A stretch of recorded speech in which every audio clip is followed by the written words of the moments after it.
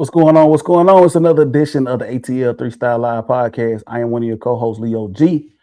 I'm here tonight, man. We doing it live, man. Shout out to everybody that's checking us out, Facebook, YouTube, and Twitch. Finally got on Twitch, man. So appreciate everybody for checking us out, man. So tonight, man, we doing things a little different, man. I got a co-host that's holding us down tonight, man. Shout out to my boy Banks, man. He had to take a little break, a little vacation, man. But listen, when I need somebody to hold me down, man, I can always count on this, man.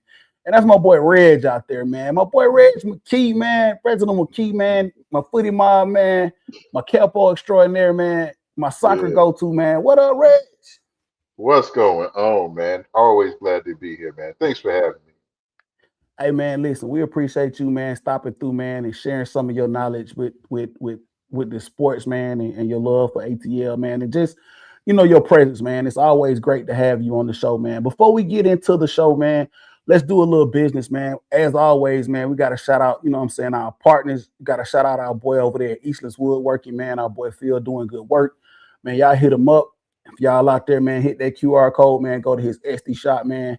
Get y'all something from a man. Phil, man, out there at Eastlands Woodworking, man. So definitely got to shout out my boy Phil, man. Reg, man, it's been a minute, man, since you've been on. How has everything been going, my brother? Oh man, busy as always. You know how it is on the family side in life. But you know what? It's been a nice couple of weeks. I ain't even gonna lie. You see what's behind me? Absolutely, brother. We'll get into that here in just a minute, man. But yeah, man, it's been cool, man. Got a lot of stuff going on to talk about, man, as we talk about some soccer, domestic soccer, international soccer, man. Some things just wrapped up, man. Of course, I know you're itching to talk about your boys, like you said, right behind you, man. So we'll definitely do that, man. Just past Memorial Day weekend, man. Like I said on the last show, we were going into it, man. Shout out to all the graduates, man, that did their thing, man. This past weekend, man, my son moving from middle school, going on to high school, man. I'm proud of him, man. So that was a big Gosh, deal, Reg, man. it's a huge deal. That's a huge deal, man. Congratulations. Hey man, time waits for no one, dude. It's moving on, man. So proud of him. Big shouts out to him, man. As he tackles high school, and I know it's gonna go by fast, man, and he'll be moving on. I Mm. wanted to slow down. I wanted to slow down, but hey, like I said, you can't Yeah. hold on forever, man. You try, but you can't. Mm-mm. And they running. Man, absolutely. Listen, man. So this is Atlanta. This is what we do, man. We talk about sports from a fan's perspective, first and foremost, man. So we'll talk about some Atlanta sports as well mixed in. But of course, as y'all know, when y'all see Reg, man, we're gonna dig right into some soccer, man, and talk a lot of things soccer. And let me just get this out the way. Reg is well versed in all sports, man. But one thing we like to bring Reg on and to talk about is soccer because he's very versed in it. But he's well rounded in all sports in general. So just wanted to put that out there, Reg. One thing I did want to talk about here before we get into the meat of the show. Lost an Atlanta sports legend today. For me, a little nostalgia from my childhood, man. Atlanta Braves, Bob Horner. We lost Bob Horner today, who was a iconic Atlanta Braves back in the 80s. Mm. Lost him today at the age of 68. I just saw that pop up on my feed, man. So definitely had to throw that out there, man. RIP, because we just lost two Atlanta legends, and I don't want to say just Braves specifically, Reg, but we lost two Atlanta legends in Bobby Cox and Ted Turner here Yeah. Yeah. in the last week or two here, and then we lose Bob Horner, who, if you're a Braves fan and you grew up, around the time I grew up, um, you know, Bob Horner was just as iconic as Dale Murphy. Dale Murphy is one of those names. If you're a Braves fan and you watch the Braves on TBS, you remember that name, Bob Horner. So we just lost him today, man. So Mm. another Atlanta sports legend gone, man. But hey, that's how it is, Braves. I don't know if you watched a lot of Atlanta Braves or do you know anything about Bob Horner? Does that name kind of ring a bell a little bit? Yeah, man. It definitely rings a bell. As a matter of fact, one of the former trainers and former players goes to my gym, man. I forgot Terry's last name, but if I remember his last name, you'll know. He was actually talking about him at the gym today. So yeah. Absolutely, man. So, like I said, shout out Bob Horner, RIP, man. So, listen, let's go and get into it, Reg. Let's go ahead and talk about it, man. let's talk about the PL, man. Since it just ended, Mm. uh, just closed out this past week here, man. So listen, I'm gonna let you talk about it because you know I don't want to really get into it, man. Um, that team, that team that we know from North London ended up closing that thing. Yeah, that I won't even say the name, man. Shout out to your brother Mod, man, who's a big fan of Yeah. of that team, but I won't Hmm. even say it. And the reason I won't say it is because I have a lot of people that are close to me that are fans of that team, and Mm. it's just very very painful for me to even acknowledge the fact that they pulled away from it, Reg. But if you want to tell everybody, man, who ended up taking this PL this season. Hey, listen. So I'm gonna try to be brief. I ain't gonna say the name, but one time I promise. So Arsenal actually won the Premier League this season. It was close, and they barely pulled it out because Manchester City was right on that behind. And at the the not this week, but the week before last, everybody had to win their games. So Manchester City had to win. They could not draw if they were gonna catch Arsenal. But my boys behind me, Bournemouth, actually were winning until the end, but we got a draw off of Manchester City, so they could not win the title. So Arsenal won it. And then your boys, Manchester United, did some work with their new manager Carrick. So the thing that gets me about y'all, man, is y'all was down low. Y'all were like, what were you, 13th, 15th last season? Where were you? Man, somewhere I don't even want to talk about it and discuss. Man, listen, man, Man. it has been wild, man. Since you wanted to jump over the fence and talk about, so before we jump over the fence and talk a little bit of Man U for just a second, man, to go back to you when I saw Bournemouth end up with that draw, man. And first of all, I'm full disclosure on this, like real talk. It was making me real nauseous to see whether or not it was going to be that team in North London or City actually take the PL. No, I'm serious, man. You know, it was Yeah, making me like just nauseous to my stomach because I'm like, yeah. you know, I have a like shout out to our boy FAO who's a Man City fan. Like real talk, it's not a lot of them, so Mm, mm, it is what it is. mm. I'm just being real. I'm just being real. I mean, you know what I'm saying? Over the last decade or so here, man, Man City has really come on strong, but we know that Manchester is always gonna bleed red. That's just the way that it is. And we'll talk Mm, about that here in just a minute. mm. But yeah, it was making me real nauseous to my stomach as that race kind of went down to the end there. And like you said, your boys end up pulling out that draw. They couldn't afford to lose one or draw one, and they did. They were trying to take it all the way to the last week, but they just couldn't. So Mm. you know, it is what it is. Kind of a crazy way for Pep to go out, and we'll talk about that here in just a minute as well, man. But yeah, them boys from that way ended up taking the thing, and like you said, shout out to your brother Mod, man, who's been holding it down since I've known you as a Yeah, fan of them boys, man. So real talk. But yeah, talking about Man U, we'll talk about them for just a second, and we'll talk about, of course, a couple other teams here in the PL. Yeah, man, I don't know, Reg. The expectations for them, specifically for me, just weren't. I was just like, man, let's just don't embarrass ourselves. You know what I mean? Like, because like that last name, season.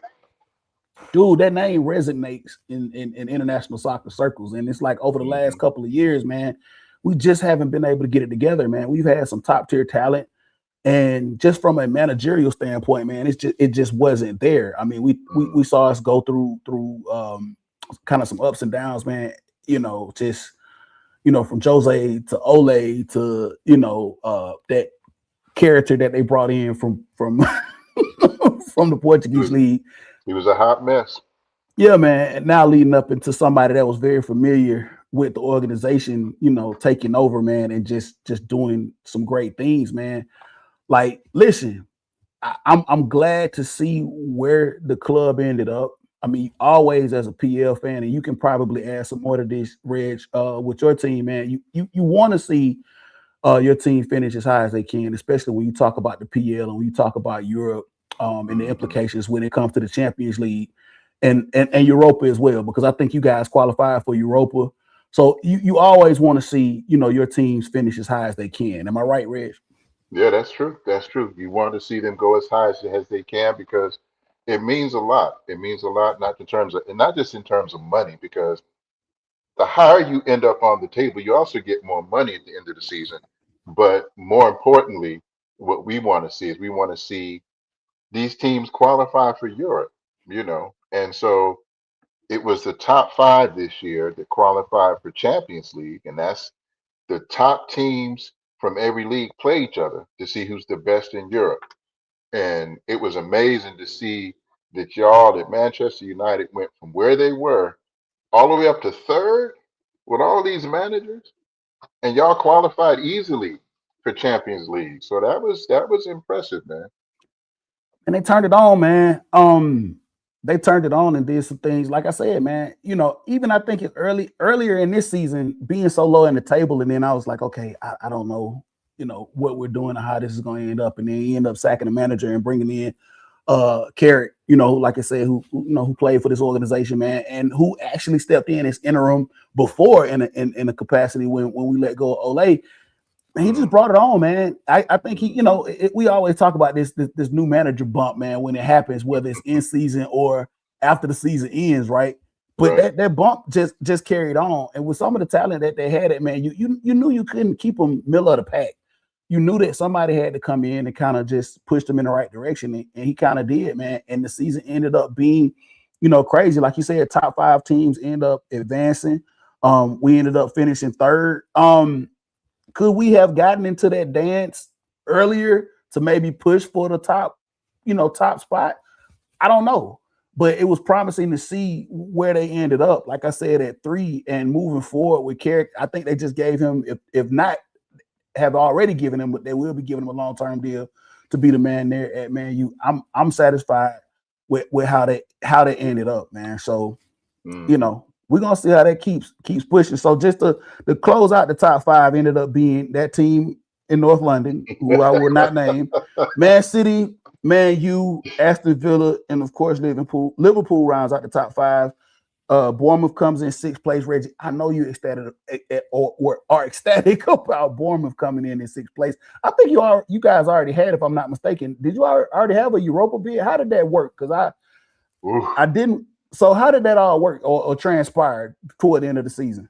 So toward the end of the season, if we had a lot of draws, so but that was good. We didn't lose. We had an 18 game winning streak from January, so we hadn't lost since that team beat us back in January. So we either beat other folk or we had a draw. Nobody got the double on us, so nobody beat us twice at all this season. But near the end of the season, it got to the point that the last 2 weeks, if we had gotten one more win, then we would have been closer to Liverpool and we would have had a chance to qualify for Champions League, which is the top competition. But the last day, we needed Liverpool to win. We needed Manchester City to win, and we needed to win ourselves, and we need somebody else to lose. So the odds weren't in our favor at the end because even if we had won, Manchester City didn't win, so we weren't able to qualify for Champions League. But we actually qualified. We just needed a draw 2 weeks ago. We just needed a draw. Really, we just needed 1 point, which is a draw. We needed 1 point to qualify for any kind of Europe, whether it was Conference League, Conference. Europa, or Champions League, and we qualified just for Europe. But at the end of the day, this past week, we qualified for Europa. So that was great. In our 129-year history, this is the first time, 127 years, I think the first time they've ever qualified for Europe. So I'm impressed. We've never been that high in the league. We never finished sixth. Last year we were ninth. So this is great, man. So I'm all happy. I've been wearing all my you were lucky I didn't do it to you. I didn't wear my Bournemouth kit today. Man, listen, I was running, man. I didn't get a chance to run in there and grab my Man U kit, man, to throw on because I'm still proud of them and how they landed this. But yeah, much respect, man, because like I said, you represent Bournemouth in a way. And I think we've discussed this and we've talked about this before, Reg. But if you want to just put it out there, man, because usually let's when it comes to PL and it comes to fans here in the States, there are all kind of stories as to how like you kind of latch on to a PL team over in England. And I talk it's the Premier League, obviously, over in England. my story is with Man U. I ended up with some guys that were Man U fans, and specifically one of my coworkers who was a big Man U fan. They kind of brought me on, man. And early on, now you get up on Saturday, Sunday morning and see the PL on local TV, whether it's USA or if you got Peacock, you can see them on, some of the bigger games are actually on NBC broadcast. But, I go back in my days, long, long time ago, man, when you had to actually, like go to like a bar that had like a satellite, what I'm saying, one of the big satellites or something in the Hmm. back to kind of Yeah. watch some of those, PL games, man. So that's where that's why I started. And that's how I kind of got indoctrinated into the whole Man U thing. Man U at that point had already been a powerhouse in the PL, so a large, huge following because a lot of their flagship games you would see here in the States from the PL will feature at that time. Man U. Of course they Cristiano Ronaldo, Wayne Mm. Rooney, some of those names that have come through that club, man, they made it a lot very enticing to show those games here in the States. But let everybody know how you became again a fan of Bournemouth. Oh man, it's wild. So I wasn't really into the sport at all. My brother was into the sport since we were kids. So he started supporting that other team up north. See, I didn't say it. He started supporting that other team up north back when we visited England for the first time. We were kids. My dad was stationed in the UK. We spent a summer there, and he started watching them then. And then he never stopped. And back before you, like you said, even before the satellites, he would go to the bookstore someplace and just get the magazines to find out the latest results. He would go every week to do that. And I said, that's cool. Ain't nobody getting knocked out. Ain't nobody getting run over at the 1 yard line. Ain't nobody getting dunked on. I'm good. He said, look, man, you need to get into this sport. Yeah, I know you like the underdog. Check out this team and tell me what you think. I said, Bournemouth? He said, no, fool, Bournemouth.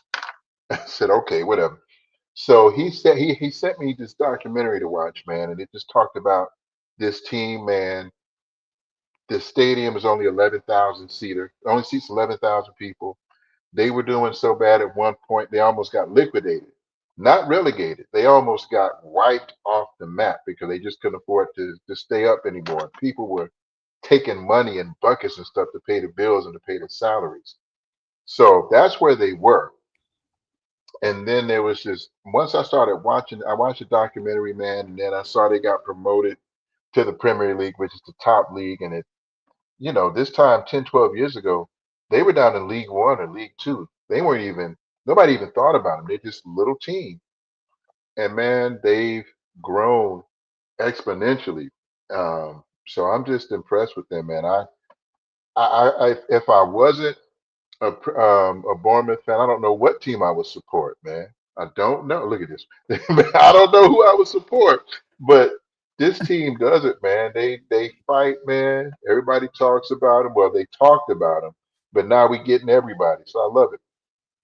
And man, it's cool, man, because I love talking to Premier fans, man, and their stories and to how they got kind of involved and pick their team because I will say, I mean, I think now there are probably more Bournemouth fans around just because of the exposure and everything we can, see uh as it was, 10, 15, 20 years ago, you didn't have a lot of exposure with the PL. So we always talk about the top six. You talk about the Man U's of the world, the team up there in North London. You talk about you talk about the Liverpools, Yeah, the Chelseas. You talk about those teams, and those were being like, basically those spotlight teams. And if you did see games, those would be the teams that were featured. So now, yeah, like I said, yeah. we have us having all kind of access to watching, every single team in the Premiership. Man, you get a chance to like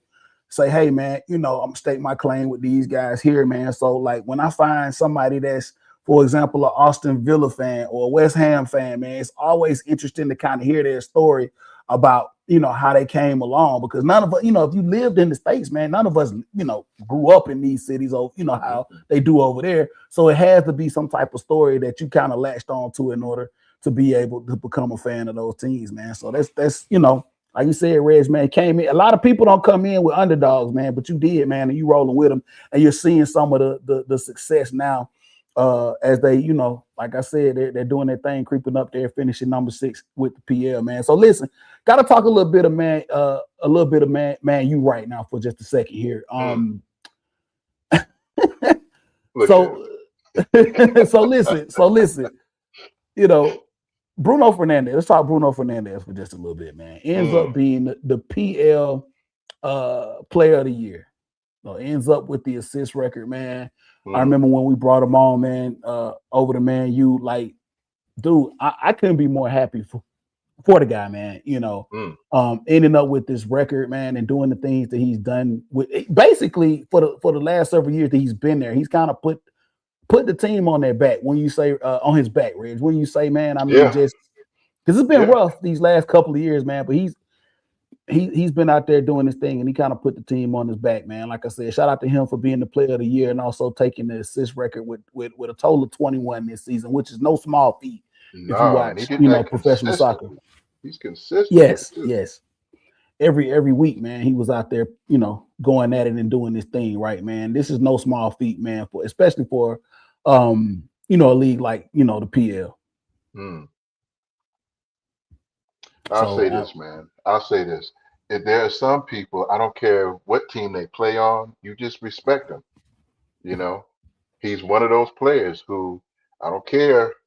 Marcus Rashford used to be like when he played for y'all. He was just one of those people who, you just had to appreciate game, and he always had game, and it was just killing me how he did it consistently like that.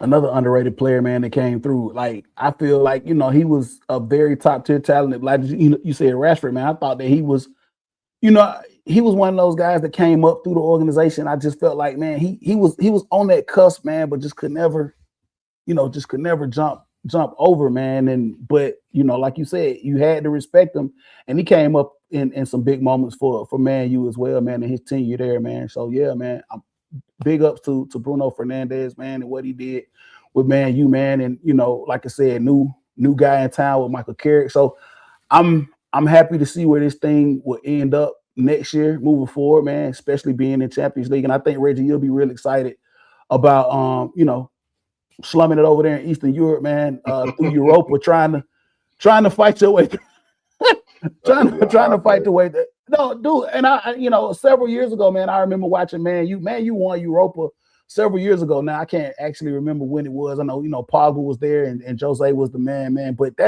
Mm, that is it's almost like of course winning Champions League is the top of the top, man. But winning Europa, man, is tough. It's tough hmm as well, man, because it's you're really fighting with a lot of teams, man, in a lot of different places, man, trying to just earn your ground, man. I want to say that it's probably a little more gritty because you got a lot of the premier, I call them pretty teams in the Champions League, right? But you got a Yeah, lot of gritty. yeah, You got a lot of gritty teams in Europa, bro. You got a lot of yeah. gritty teams, man, fighting for something in Europa, right? hmm Yeah, that's like the champions. That's like the championship for the Premier League. If you get relegated from the Premier League, you got to go down to championship, and that's rough, man, because you playing two, sometimes three times a week, and it's a grueling schedule, man. And then they got a playoff, so you're trying to get back in the Premier League. So it's harder. Some people say it's harder down there than it is in the Prem because everybody's trying to get up top, so everybody's hungry. So it's like that in Europa. There's gonna be a lot of hungry folk who feel like Juventus is gonna be there, and Inter Milan is gonna be in there. So Well, these are the teams who are normally at the top with y'all. yeah, So they're gonna be yeah. hungry to get back up there. But we got something for Scrapping and fighting it out in Europa, them. man. Listen, it's gonna be. I'm ready for it, man. We'll see how this all shakes out coming up here in the fall. Listen, in other EPL news, Reg, want to talk about a couple other things, man. I know we kind of had some side conversations about them. First thing we want to talk about is Pep, man. Pep's departure from Man City after his tenure there, man. Saw a lot of success. So Pep is out at Man City, man. Your thoughts and feelings on that, brother? Man, look, I really started following Pep big time. I knew who he was, obviously, but when Atlanta United, believe it or not, got Frank De Boer, and I said, "Who is this dude?" So I started doing my research. I went down the rabbit hole and saw his connection to Barcelona and the Netherlands and all that. But I knew who Pep was. But when I saw how much he had transformed, so this is a manager. He came into the league 10 years ago after succeeding at Barcelona and succeeding at Bayern. And they were like, well, that's all cute over there, with France, I mean, with Germany and Spain. That ain't going to fly over here in the UK. And so he came over, and the way he played, they were like, the first year he didn't win nothing. And everybody was like, see, told you, it ain't going to work. But then he went on a tear, and Manchester City started beating the brakes off of people and doing it convincingly to the point where at one point they won the league 4 years in a row. And nobody had done that before. 4 years in a row. And the way he was doing it, they were just dismantling people to the point where not just in the Premier League, but other leagues around the world, other teams started trying to play out at the back the way he did. He literally transformed the way people play this game around the world to the point where now teams like my team, we had to figure out ways to counterattack that. So how do we beat this playing out the back stuff? So he really influenced the game in a way that few people have been able to do, ever. I mean, and it's crazy. So I will say this too, though. Pep got out at the right time. So Pep was leaving, has Manchester City faces charges, 115 charges. 100, look, not five, not 115 charges of misconduct. In other words, they was lying about the money. They was cooking the books to get these best players, these top players, right? So if he had stayed, even though he's leaving, if he had stayed and they got found guilty of these 115 charges, and they probably will be, because if they're found guilty, you looking at either they're gonna get relegated out of the league, they're gonna get a huge point deduction, or they might even nullify some of those championships because some of those players they might not have gotten on the on on a good you know what I'm trying to say. They might Yeah, not have yeah, done they, it they they legally. wouldn't have been there. Yeah, they wouldn't have been there, man, had they not went Yeah. through those crazy ways of getting them, man. So yeah, um, I think it was time. I mean, the rest of the league was kind of catching up to what they were doing, like you said, from a style Mhm. standpoint. You hadn't really seen a lot of teams in the PL do what he did, man. You kind of had to figure out, okay, hey, like you said, that playing it from the back forward, like because that's a real kind of tricky situation, man. I remember when I first kind of seeing that derby with City and Manchester United. I remember the first time seeing, man, how like surgical they were with playing that from the back. Right? I was like, oh my god, man! Look, if we don't get Mm. and it's hard to press. If you press and they get the front foot on you, man, you can forget it. It's over. You talking about 4, 5, 6 goals if you Yeah. really can't control that, man, on a press. So teams had to really kind of figure out how to play that style. And for whatever, like you said, Reg, however he got those players in to fit that system, however they did it, man, that's what they did for several years. Like you said, back to back to back championships over there with Man City. But I don't know, man. I don't know what they're gonna do if they are found, guilty, whatever the case may be with these charges. If you nullify championships, it is what it is, man. My thing is, relegation would be would be my Bye. consideration. But it is what it is, man. But yeah, man. So listen, I don't know any word on the street as to what's next for Pep. I mean, I don't know if he's gonna take a break, Ooh. or have you seen anybody, any rumors linked to him? Well, some of the rumors are that he's going to take an unofficial role with City as like an ambassador or some kind of team representative, or kind of work behind the scenes to help out with, I don't know, the day to day or some of the things that are unglamorous.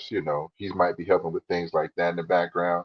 And then some people are saying, well, it's a wish list, but I'm hearing a lot of the American pundits and a lot of those sportscasters, they want him to come to America and not to be the manager for the U.S. men's national team. Leo, they talking about they want him to take over the entire U.S. men, the entire, not just U.S. men, but the entire U.S. Soccer Federation.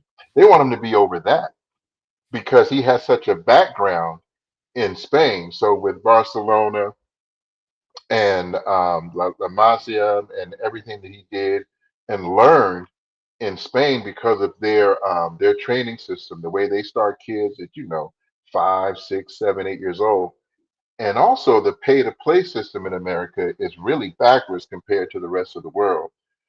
They need an overhaul. Like America is a sleeping giant, they say. Why don't they have, you know, where's Keisha? How come Keisha ain't playing? Where's Dontarius? Well, Dontarius and Keisha would be playing if it was free, if they didn't have to go out to Alpharetta and pay a whole lot of money. So they want Pep. So that's what some people want. They want Pep to kind of transform the U.S. That would be a hard task. I want to see if he can do it if he does come. Yeah, it would be kind of hard. We've had those conversations about how to transform, U.S. soccer, and there are a lot of things, Reg, that have to be changed and have to be looked at. Man, these are hard conversations. I don't think even if you implement, if Pep was to come in and implement some of those systems that we talk about that are the reason that the European teams are so good. Like, how does that all shape out and work, and who gets favor in that type of system? I mean, there's a lot of conversations that needed to be had if you want to get the U.S. at the same level as some of the European or even the South American teams, obviously. So, man, yeah, I don't know, man. We'll see what's next for Pep, man. As he departs from Man City. Couple other notes before we transition over, man.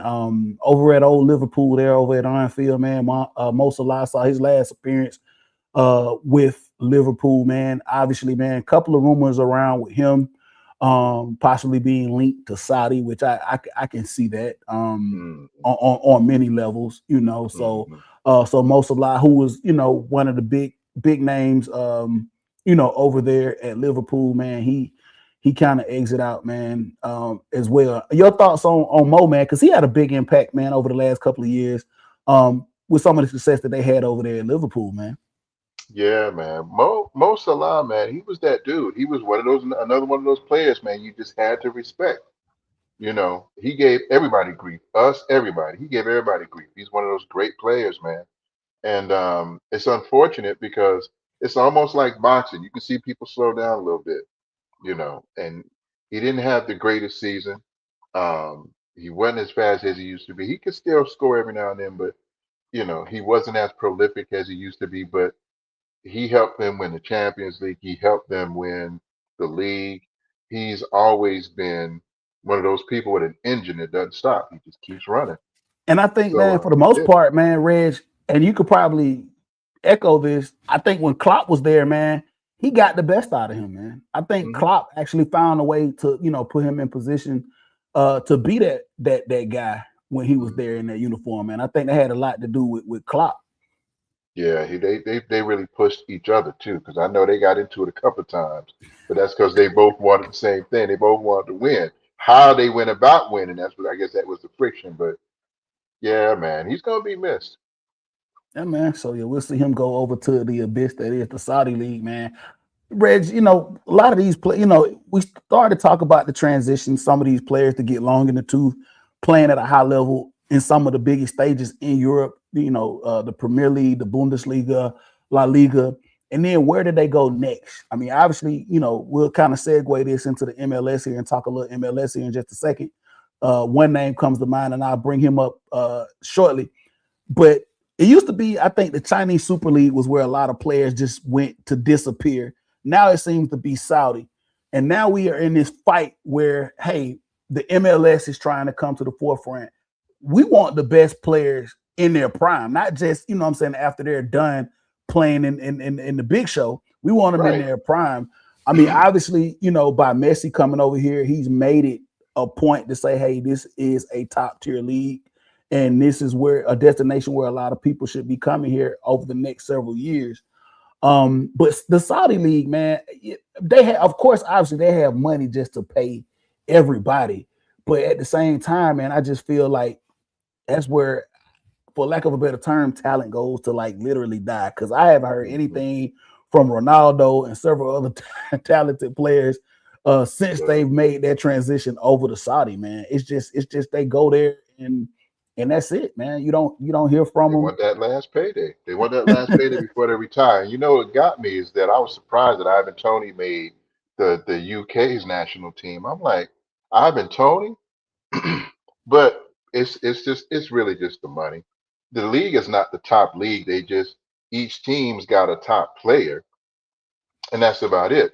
MLS has the potential to really overtake Saudi. I mean, the political situation right now with the war and all that is not making it that glamorous, so glamorous to go over there. And then on top of that, man, I think after this World Cup, with us being on the same calendar as the rest of the world, I think after the World Cup, I would not be surprised to see that salary cap raised so that we can start throwing our names in the hat for some of these big players in their prime, like you were just saying. Yeah. But how does that go? So we'll kind of segue that. It's a great point that you just made, Reg, man. Where do we go? How do we start to court these players and give us some good parity here in the MLS? So for an example, just Casemiro, man, who played his last game with Manchester United, man. Shout out Casemiro, man, who great player in his tenure there. But now there are rumors and links to him going to Inter Miami, right? And we talk Mm, about this, like, one of the things that I like, in sports, me personally, is parity. Some people mm, would disagree, but I like to see parity when it comes to sports. I want to see, each team have equal footing to be able to compete year in and year out. I don't want to just say, oh, you know what, man, let's go ahead and crown Inter Miami, man, because they got all the clout, they got all the money, they got everything they need. You know what I'm saying? Let's hmm. crown them. Yeah, Uh, how does that happen? How does that shape up here in the MLS, to where we can start courting players in their prime and then make it to where there's parity in the league? Because like you said, me and you talk about this all the time, Reg, man. We want to mm, see top tier talent here in Atlanta play for Atlanta United. We don't want to just see hmm, everybody come over here and go to New York or LA or Miami. You know what I'm saying? It would be great to see hmm. somebody in their prime. I mean, I know Columbus is an attractive city. I know people in Columbus gonna jump on me about it, but Columbus isn't an attractive city like a Miami or New York. But how can you just as a league start to court top tier players to come over here, man, and spread the wealth around? Man, it's all about money. You know that. At the end of the day, it's always about the money. Because here's the thing: in the off season, these players from Europe always come over here. They don't just, they might go to Vegas, might go to Miami. Some of them have apartments in New York or LA. So they like coming to the States, but they know for the competition, and if they want to make a World Cup team, they got to go where the competition is. But the Chinese Super League tried it, but they didn't have the money. After a while, the money dried up. The Saudi Pro League, their money's going. I think that money's going to start drying up too.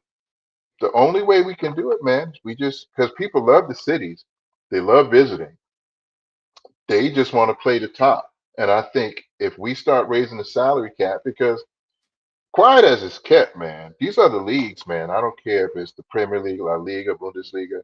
All of them love the closed system that we have here, whether it's the NBA, the NFL, the Major League.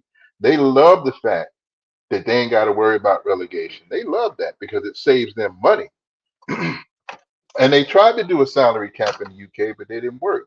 People turned it down. They voted it down. But if we raise the salary cap here and have a nice collective bargaining agreement with the players, I think you'll start seeing more players coming over in their prime. Yeah.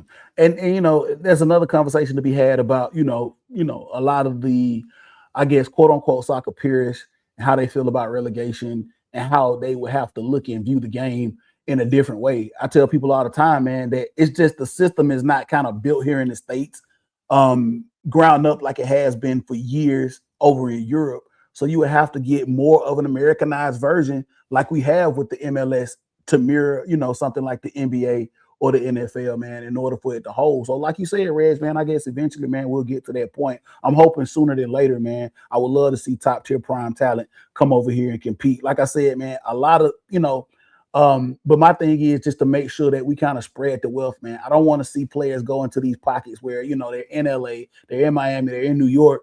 You know what I'm saying? Hey, give a shot to a team like Cincinnati or give a shot to a team like St. Louis, man. Or come, we have everything here in Atlanta that those other cities have to offer as well. So come here and give this place a shot. So I'm hoping the powers that be over at the MLS are working on this nonstop to try to get the MLS in a position to where we can actually do that, man. Speaking of MLS, Reg, man, let's kind of move right along here, man, into the show. Just a little bit, man, here.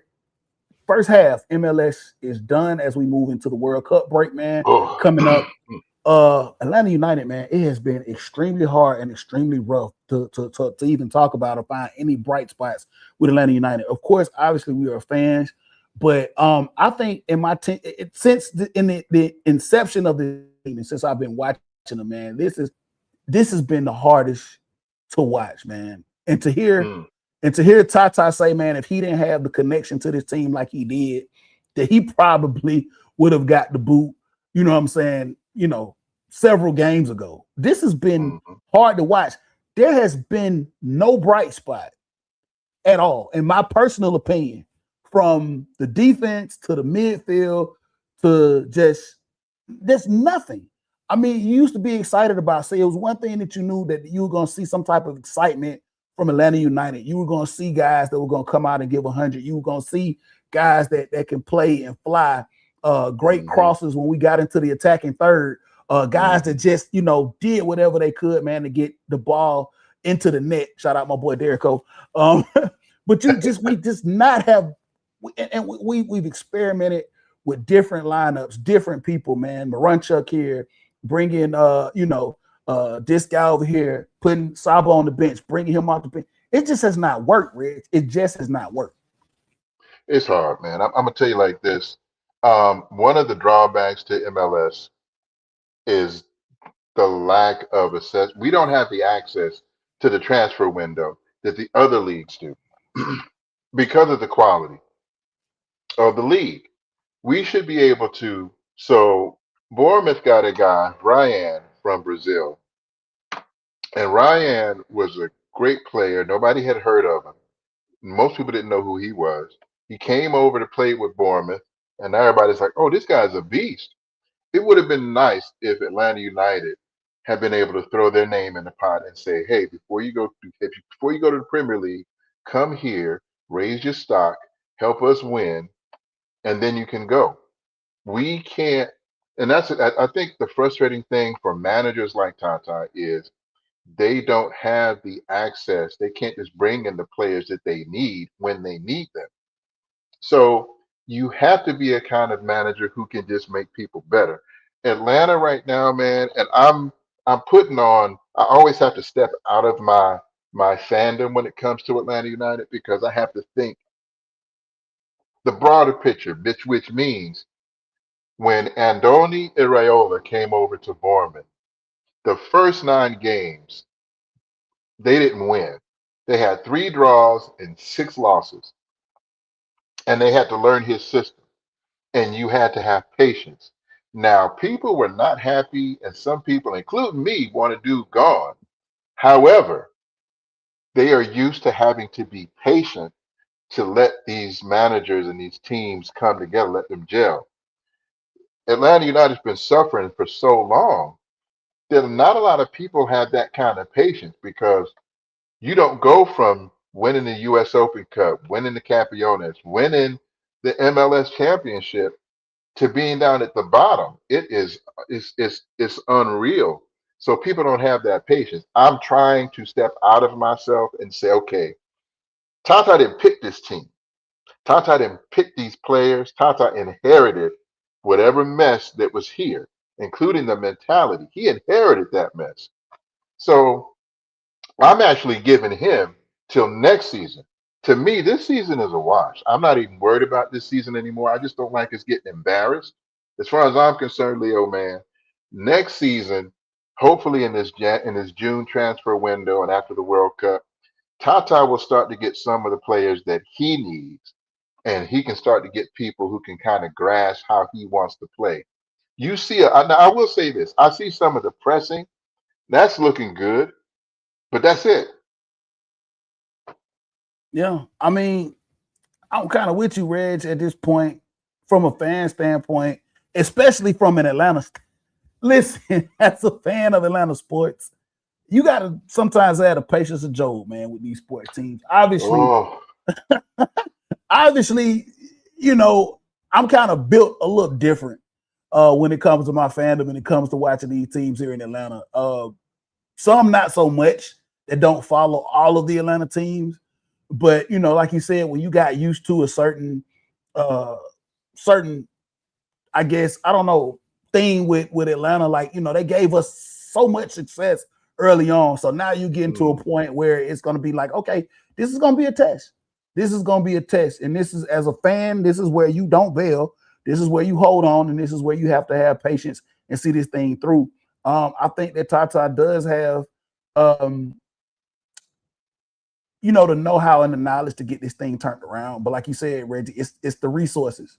It's the resources that he needs, and it's gonna take some time. I hate to call any season a wash, because I feel like anytime you lace them up, you should go out there and compete for something. But if you just don't have the yeah. talent, if you just don't have it, you just don't. So Hmm. it's unfortunate, man, and we're going out, man, and we're getting pummeled, man. And like you said, it's somewhat embarrassing, Yeah. man, just to see just the dysfunction, because I'm just calling it what it is. Some people will probably argue with me, like you said. Some people would kind of find some bright spots, like you said. Oh, what depression? And, they're doing better with this, and they're finding some ways here and trying to get some stuff together in the midfield, man. I just can't call it right now, man. They got to kind of get it together. Got this break coming up here, man, and they'll take it back on in the fall, and we'll see how they could close the thing out. Nowhere near trying to make any noise. We already got bounced out of, if I'm not mistaken, Reg, I think we got bounced out of the U.S. Cup, got That pummeled was again by horrible. that team down there in Mm. Central Florida. So I don't know, man. We'll see how that thing all transpires, man, coming up. Listen, Reg, as we close this thing out, like you said at the beginning of the show, World Cup, man, we're less than a month out, man. We're getting ready for this thing. I don't know how ready as a city we are for this thing, man, but it's coming. Just a lot of stuff that's going on, man, just surrounding this World Cup. That's crazy. I thought that it would be a little more, I thought it'd be a little more celebratory, Reg. But just because of the climate of the way things are today, man, it's Hmm. I still I'm not as giddy as I was, what I'm saying, a couple of years ago when we found out this thing was gonna go down. A Yeah. couple of things are driving that, man. And just to hit a couple of points really quickly, as I want to talk to you about some of the teams, man. I want you to get some perspective on that. But I mean, there's some politically charged things that are going on, Reg. There some ticket pricing and just economic issues that are insane right now with some of the things that some of these cities are doing during that time, man. Bro, like, is there still hope to have a great World Cup here in North America, man? Like, just from a perspective of on the grass, because right now, man, it's not looking good. When you talk about all the things surrounding us trying to just get out there on the field, on the pitch. Man, that's the only thing that's the only joy that I find from it, man, is just let the whistle blow, let them play. Because everything else around it, like you said, it took the joy out of it. I ain't gonna lie, man. So look, it's one of those things where part of the appeal of the World Cup is when you bring people from all over the world to these different cities and let them watch their team, and then you get to mix up the different mix of cultures and languages and stuff. And you got entire countries on travel bans. A lot of the African countries can't even come. But I think the joy that I find is the actual game itself. So the little things that people find, like I want to see how Sudan does, especially after they got dissed with the whole Morocco mess. I want to see how South Africa does. I want to see how France does. I want to see how the U.S. responds, because now it's in their backyard, and we got some brothers who are really good. They're really determined. They got Pochettino, so it's really. I'm just waiting for the whistle to blow because nothing else really is appealing right now to me.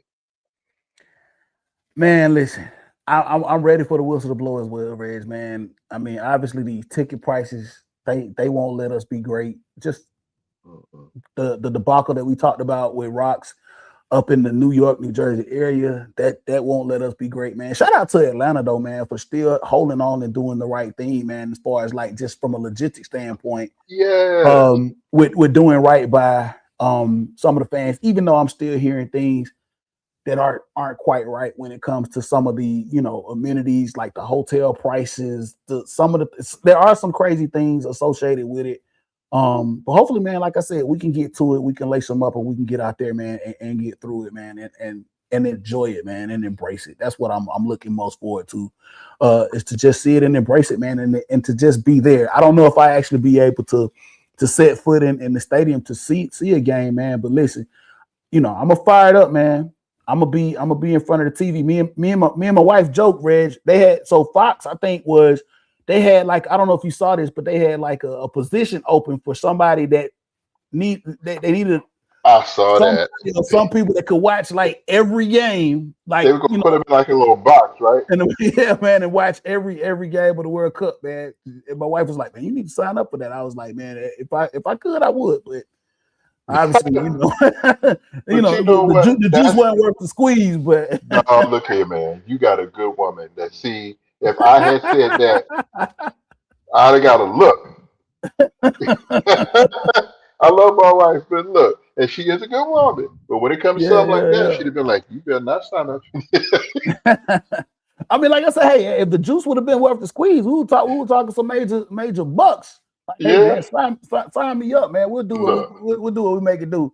Listen, Reg, we're gonna close this thing on out, man. Talk about a couple of things, man. Talk about a couple of favorites, man. For those that don't know, who don't follow international soccer, gonna kind of do real quick, go through like the top 5 teams, man. And I want you to kind of give me like who your team is out of these top 5. I mean, obviously there are a plethora of teams that are going to be playing, man, but we know that these top 5 are going to be more than likely you're going to see the champ come out of these top 5. Like this, that's just, it is what it is, man. So like right now, if you're a betting person and you're looking at the favorable odds, man, you got 5 teams to look at here, man. You got Spain, I think right now with the most favorable odds to win this.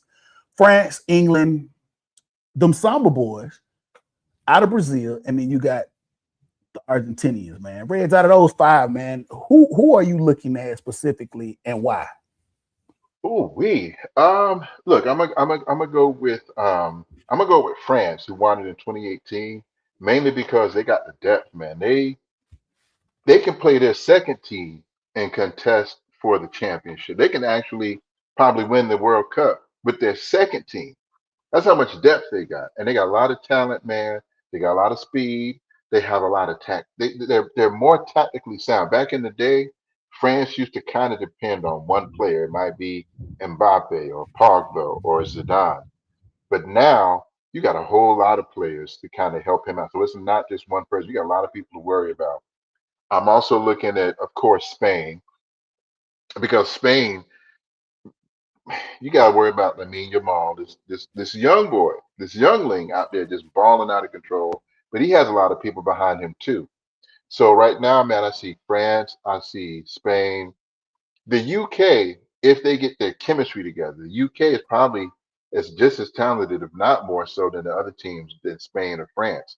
But the chemistry has always hurt them. Like, and they tend to play down to their expectations. Like, if you expect them to win, they tend to crash. But if you don't give them any love, well, I don't know why they send the ball out of control. So UK's schizophrenic. Brazil is the same way. Brazil has always had the talent. They've always had more talent than everybody else. The chemistry they don't have. Chemistry, So chemistry is it with Brazil? Yeah, man. you can't do a Jordan and just take over a game in soccer. You can't. I mean, even Messi had to play with somebody. Exactly, man. Exactly, man. I feel you, man. Same way. I mean, I love I got always a special place in my heart, man, for Brazil, man. The Samba boys, man, one of the most decorated, teams when it comes to this tournament, man. Obviously, man, the Argentinians, man, are going to be strong, man, because you don't know how that left-footed assassin, how much longer he's going to do it. Is this going to be his last? Is he going to keep rolling with it, man? But obviously, man, as long as that man has breath in his body, he wants to play for that team. And I'm speaking to Messi, if you didn't know. Argentina is going to have a shot, man. I go back to watching them in France in the last World Cup, man, in that banger that they had, man. Obviously, like you said, back France, and forth. Yeah, man. France is very, very strong. Like you said, has a lot of depth, man. So I'm with you, Reg, man. France with the depth, man, is there. I mean, Spain is a sneaky team, man. Right now, that's favorite to do it. But like you got teams like France that's got the depth and the experience, and a team like Argentina that has the experience to give fits, man, when you start pushing all the way into the finals, man. So it's gonna be interesting to see. We'll talk more about it here as it gets a little bit closer. And obviously, Reg, I want to bring you back once we're in the thick of it to start talking about some of these matchups and games, man. So it'll be great, man. And before we close this thing out, man, yes, the US, we have great expectations for our boys, man. We really do, man. So shout out the US Soccer Federation is now home camp is right here in this Georgia red clay, man. So shout that out right down there in Fayetteville, man. So they'll be doing that here forever now. You know what I'm saying? I think they moved from, if I'm not mistaken, they were outside of Chicago or somewhere up there, which that really didn't make any sense to me. But they're right here in Atlanta. Facility, like you said, Reg, outstanding, man. They got behind this thing and put a world-class facility down there in Fayetteville, man. So they'll be doing their thing down there, man. So listen, Reg, before we close it out, man, I'm looking to see big things, man. You know, when you talk about the U.S. team, you start talking about Adams, you start talking about, you know, Weston McKinney, some of the names that come to mind, Rayner. Help me out, Reg. Our boy Tim Weah, man. Our boy Miles Robinson, Robinson, man. You know what I'm saying? Anthony Robinson, Zendeas. You got a lot of guys on this team, a lot of young talent on this US team. Not a lot of the experiences in there. I know we had some issues, man, with the Gold Cup, man, and not being able to turn the thing around, man. But I think this US team is gonna be scrappy. It's not a favorable, you know, I hate to say it, even on home soil, they're gonna go some places and probably be the underdog and not be, you know, the favorites, man. But listen, this is a young scrappy team, man, that you gotta watch the USA, man, because these guys, I think, like you said, with Pochettino taking over the helm, I think he has some stuff to where they're gonna fight. I think we can get to the 16, man, and put up a little bit of fight. I don't know how much past that we'll do, but I think they'll put up a little fight. Yeah, I think so too. I think they're gonna sneak past some people. I want to see Senegal. I think Senegal and the US have potential to really scare some folk, man, because Senegal ain't no joke. Hey, man, listen, it's getting exciting. It's almost upon us, man. Next time we come on and do the podcast, man, we'll give all the specifics about the first kick, man, and you know, we'll have a good time. Hopefully, man, everything that's, you know, surrounding it right now, like you said, Reg, it'll all go away once we lace them up in that first whistle blows, man. We'll be able to watch some, you know, like I said, because this only happens every 4 years, man. So it's something exciting and something to be, you know, excited about, man. So we'll get this thing fired up, man. We'll get it fired up. Reg, listen, man, it's been a pleasure as always, man, to have you come through and grace us, man, and do some footy talk, man, some soccer talk, man. Listen, tell everybody where they can find you doing your thing, brother. Oh man, look here. So you can find me on Instagram, IG at McReg69, MCREG69. I'm still on Facebook. Sorry. Still on Facebook. Reginald McKee. No alias. Same thing. I'm on Threads, Reginald McKee.